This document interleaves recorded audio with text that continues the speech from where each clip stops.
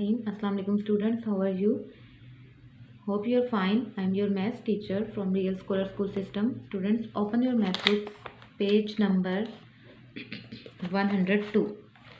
102 पे exercise number 5.5 है, ठीक है। 5.5 के सबसे पहले आप मार्क कीजिए question debtor, question number 1, question number 2, question number 4, question number 5 and question number 6 के जो इंक्लूडेड पार्ट्स हैं वो हैं जी पार्ट 7 और पार्ट 8, ठीक है। सिर्फ ये दो पार्ट्स हैं, तो ये आपका डाटा है जो इंक्लूड है, ठीक है, इस एक्सरसाइज का। तो मार्किंग के बाद हम स्टार्ट करते हैं क्वेश्चन नंबर 1।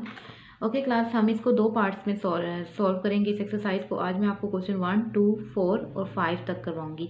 इंशाल्लाह इसका 6 क्वेश्चन हम नेक्स्ट क्लास में डिस्कस करेंगे, ठीक है।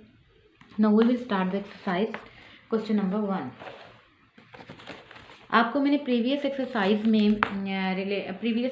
मैंने आपको प्रोडक्ट लेना सिखाया था, ठीक है, कि हम किस तरह से ए क्रॉस बी को मल्टीप्लाई करते हैं। तो यहाँ पे भी कुछ ऐसा ही है।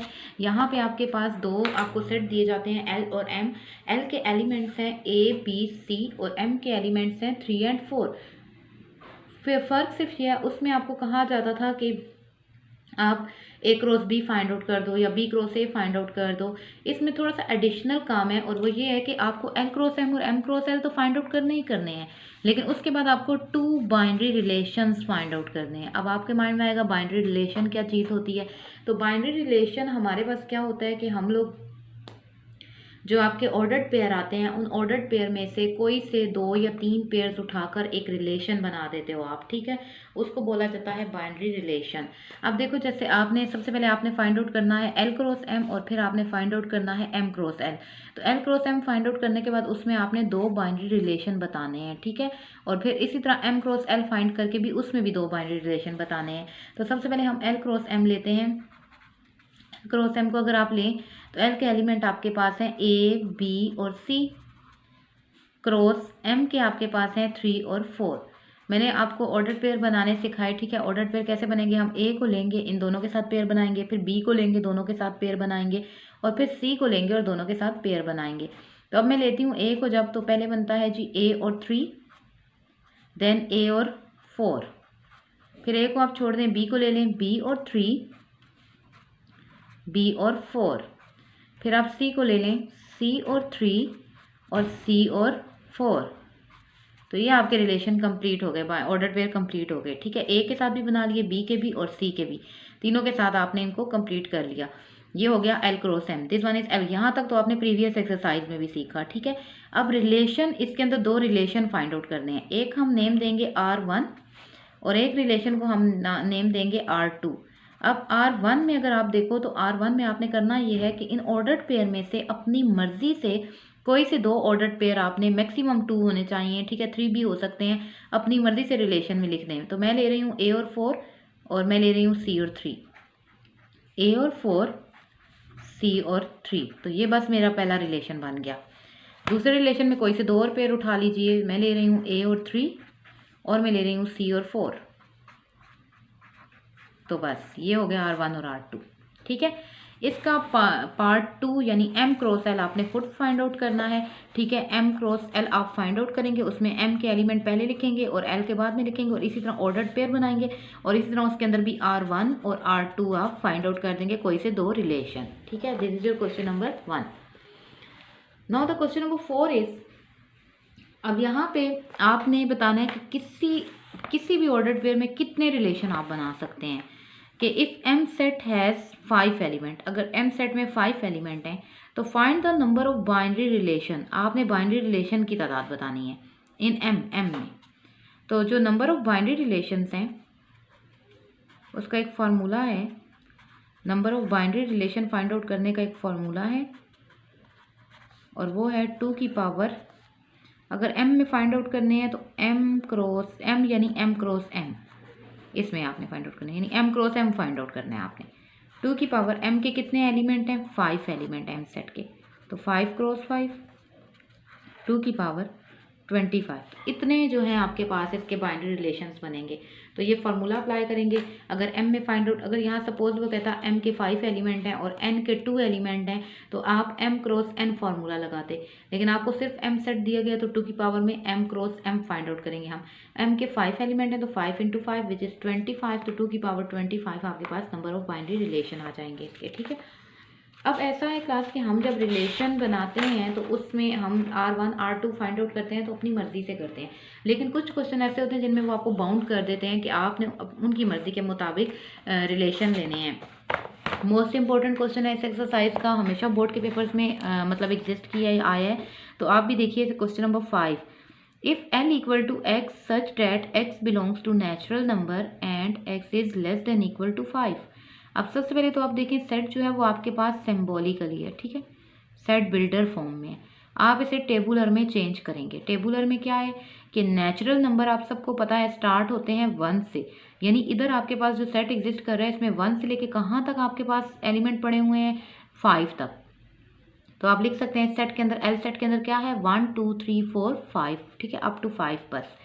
एम में आ जाइए। एम में वो आपसे बोलता है Y such that Y belong कर रहा है प्राइम नंबर्स में and Y less than 10, prime numbers 10 से छोटे। तो आप देखें 2 3 5 और 7 वो आपके पास एम सेट के एलिमेंट हो जाएंगे। Then make 2 binary relations from L to M. अब एल टू एम कहाँ है तो एल क्रॉस एम आपने निकाल लेना है। जब एल क्रॉस एम आ जाएगा तो अब देखें एल क्रॉस एम के बाद रिलेशन में उसने आपको बाउंड कर दिया, आप उसकी मर्जी के मुताबिक रिलेशन लेंगे। आप R1 में हर वो ऑर्डर्ड पेयर उठाएंगे, अभी तक तो हम अपनी मर्जी का ऑर्डर्ड पेयर उठाते आए हैं ना, लेकिन आप यहाँ पे R1 पे वो ऑर्डर्ड पेयर उठाएंगे जिसमें y is less then x, जिसमें y x से छोटा हो। फिर R2 में आप वो रिलेशन उठाएंगे जिसमें आपके पास y इक्वल टू x हो, ठीक है। और R4 में भी आप वो उठाएंगे जिसमें y में से x निकालें तो 2y। अब देखें क्लास, इसको मैं अभी जब सॉल्व करती हूँ तो फिर मैं आपको इसको क्लियरली समझाती हूँ। एल क्रॉस एम सबसे पहले हम फाइंड आउट करते हैं, ठीक है। सबसे पहले हम सेट को चेंज करते हैं जी उस फॉर्म में, टेबुलर फॉर्म में। एल में नेचुरल नंबर पड़े हुए हैं तो इट मीन्स हमारे पास क्या एग्जिस्ट कर रहा है 1 2 3 4 और 5, और एम सेट के एलिमेंट है जी प्राइम नंबर लेस देन 10, तो 2 3 5 और 7 ये आपके पास एल क्रॉस एम है। सबसे पहले ऑर्डर पेयर बना लीजिए। ऑर्डर पेयर देखिए, पहले 1 को लीजिए और हर एक के साथ उसका पेयर बना दीजिए, ठीक है। तो 1 और 2, 1 और 3, 1 और 5, 1 और 7, ये तो 1 के साथ कंप्लीट हुए। आप 1 को छोड़ दें, अब 2 को ले लें। 2 और 2, 2 और 3, 2 और 5, 2 और 7। अब 2 को छोड़ के नेक्स्ट एलिमेंट 3 ले लीजिए। 3 और 2, 3 और 3, 3 और 5, 3 और 7। अब 3 को छोड़ के 4 ले लीजिए। 4 और 2, 4 और 3, 4 और 5, 4 और 7। अब 5 को ले लीजिए। 5 और 2, 5 और 3, 5 और 5, 5 और 7, ये ऑर्डर पेयर कंप्लीट हो गए। अब देखिए मैंने आपको कहा जब रिलेशन बनाते हैं तो हम अपनी मर्ज़ी से ऑर्डर पेयर उठाते हैं। ऑर्डर पेयर यहाँ पे आप अपनी मर्ज़ी से नहीं उठा सकते हो, आपको क्या करना है कि उनकी दी हुई कंडीशन के मुताबिक रिलेशन बनाने हैं। अब यहाँ से एक्स वाई ऐसा पेयर आपने उठाना है जिसमें y is less then x। अब क्वेश्चन आता है y क्या है और x क्या है, वो किसको y बोल रहा है किसको x बोल रहा है। तो याद रखें कोऑर्डिनेट में, हर कोऑर्डिनेट में जो फर्स्ट एलिमेंट होता है ये x होता है और सेकंड y को देते हैं, x और y, x और y, ठीक है। जैसे अब ये है तो इसमें ये x है और ये y है, यानी फर्स्ट x होता है और सेकंड y होता है। अब आपने हर वो पेयर उठाना है जिसमें y छोटा हो x से। अब देखिए यहाँ y 2 है और x 1 है, तो 2 बड़ा है 1 से। इस तरह ऐसा हर वो पेयर उठा लें जिसमें y is less then x। This one, ये देखिए 2 ये y है और ये x है, और y is less then x यानी ये पेयर आएगा। और देख लें ये वाला, दिस वन। अब ये ऐसे एलिमेंट हैं जो इसमें एग्जिस्ट करेंगे R1 में। तो R1 में कौन कौन से ऑर्डर पेयर आ जाएंगे जी, देखें जिसमें y लेस देन x है 3 और 2, 4 और 2, 4 और 3, 5 और 2, 5 और 3। अब आप अगर गौर करें ना, देखें हर में y is less then x, y is less then x, y is less then x, y is less then x, y is less then x।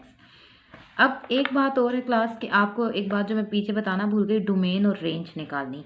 इसकी डोमेन अगर आप निकालेंगे, अब डोमेन क्या होती है और रेंज क्या होती है, जो आप रिलेशन बनाते हैं उसका फर्स्ट एलिमेंट डोमेन होता है और सेकंड एलिमेंट रेंज होता है। अब domain of R1, range of R1, domain आपका हो गया 3, 4, 4, 5, 5। डोमेन इज 3, 4 और 5 and range is the second element, that is 2, 2, 3, 2, 3, so which is 2 and 3. This one is a range. तो आपने रिलेशन उठाया और उसके बाद उसको आपने सॉल्व किया, ठीक है। सॉल्व करने के बाद आपने, अच्छा इसी के अंदर अब मैं आपको बताऊं तो उसने हमें जो नेक्स्ट दी है वो आपको क्या रिलेशन दिया, अब उसने आपको दोबारा बाइंड किया, ठीक है। आपको कैसे बाइंड किया आप देखो, आपको उसने कहा R2 फाइंड आउट करो, R2 फाइंड आउट करो, ठीक है। R2 फाइंड आउट करो जी।